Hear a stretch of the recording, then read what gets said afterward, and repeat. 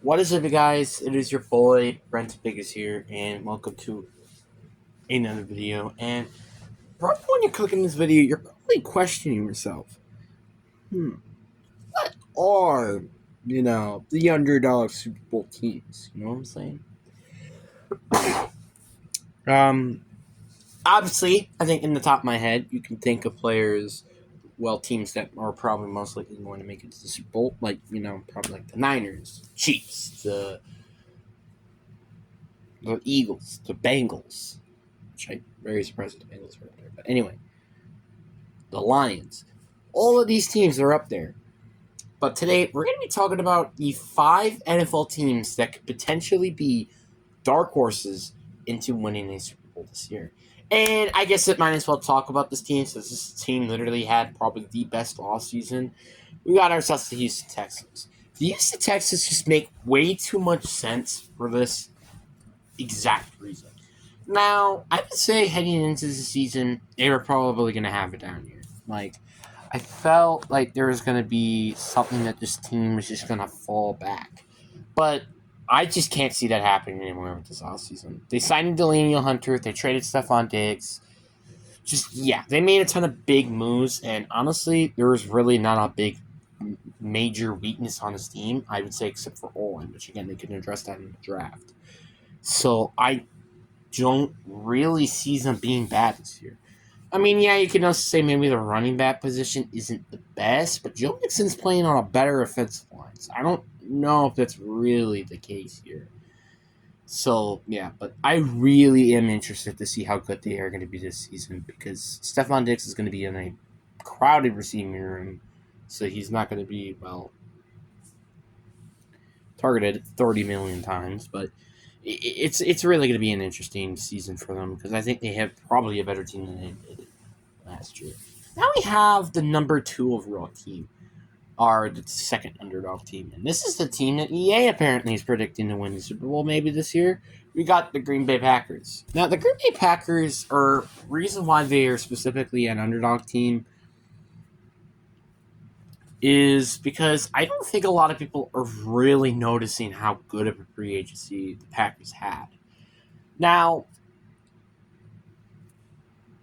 I will admit their free agency has not been great at all. Like, we lost Aaron Jones, we lost John Runyon, we lost Jonathan Owens, Ruby Ford, Darwin Savage. I could go on and on, right? But we made 2 big additions that are going to significantly change this team. And that is in signing Josh Jacobs and Xavier McKinney. Both players have been easily underdog signings, in my opinion, some of the best signings we've seen so far in free agency.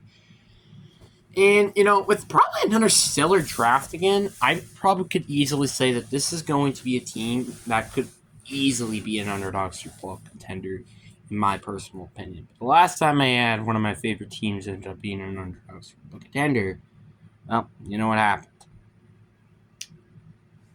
We went 9-8 and missed the postseason. Then you got the number 3 team, and I gotta throw it out there, the Baltimore Ravens. The reason why I say the Ravens is basically because they got Derrick Henry now.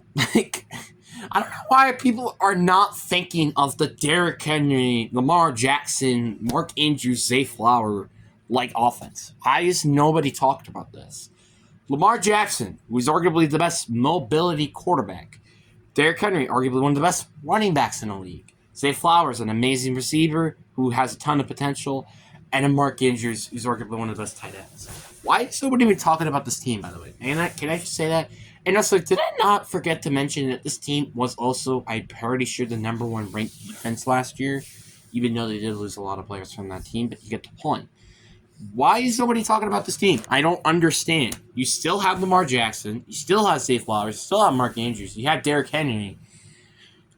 I don't know why people are really sleeping on this team. Honestly, if the Chiefs get eliminated, which I think they will, this isn't arguably, in my opinion, I think the best team, I would say, heading into this season, not including the Kansas City Chiefs, I think, maybe. But I think the Chiefs are going to get eliminated somehow. I just don't know how yet.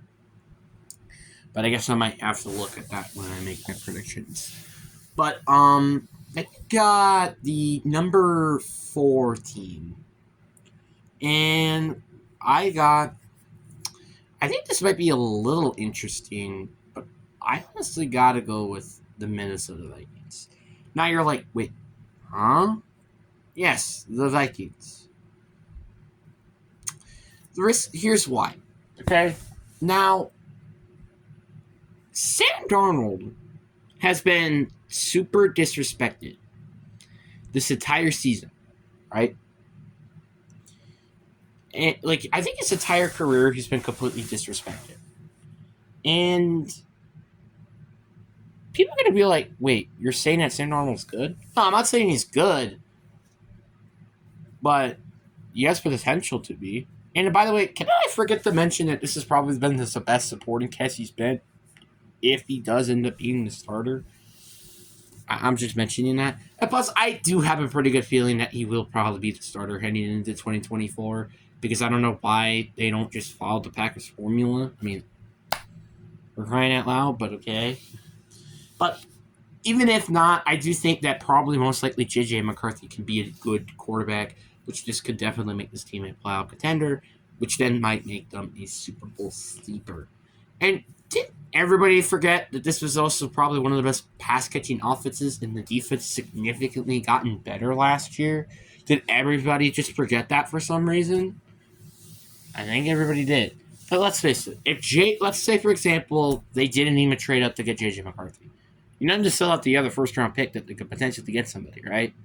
Especially at, like, secondary. Like, honestly, I think her defense is also extremely underrated. You got Jonathan Greenland. You got Andrew Van Guyton. Both very underrated edge rushers as is. I think Jonathan Greenland really deserves more respect than he does. And then you got Iron Peace Jr., who was a rookie last year. You got Harrison Smith. Like, this is a pretty darn good team, and honestly really deserves more respect than it really does.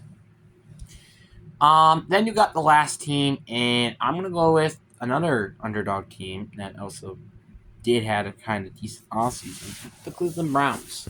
Now, if Deshaun Watson, and this has always been an if, every single year, if Deshaun Watson could just stay healthy, this is an underdog Super Bowl contender, easily. Because Deshaun Watson, if he could just play good this season, I think he could probably make this team go to the Super Bowl. I mean, we see what happened at this, like with Joe Flacco, for example. Joe Flacco made this team go to the postseason. Joe Flacco, the guy who everybody wrote out and he was on the couch to start the season. Yeah, that quarterback. So it just kind of makes no sense. Why not this team try to go, like, do things like this? And, you know, if he's not the option, hey, you still got Jameis Winston and Tyler Huntley at quarterback. And surely Jameis Winston or Tyler Huntley could be decent on this team and still make it a playoff contender some freaking how. But, and there's also another if. If Nick Chubb does come back from his injury, which I don't think he will, probably not even in the postseason, and he's 100% healthy, and he comes back at, like, let's say, maybe like week 5 or week 6, this is going to be a very, very scary team. Because remember, they made it to the postseason without Nick Chubb. I'm just mentioning that. Yeah, Jameer Ford and Kareem Hunt were pretty good, but they weren't Nick Chubb level. If Nick Chubb is fully healthy to start the season, oh boy, watch out. Because that is going to be a scary looking team heading into the season. But anyway, I really do hope you guys enjoyed this video. Peace.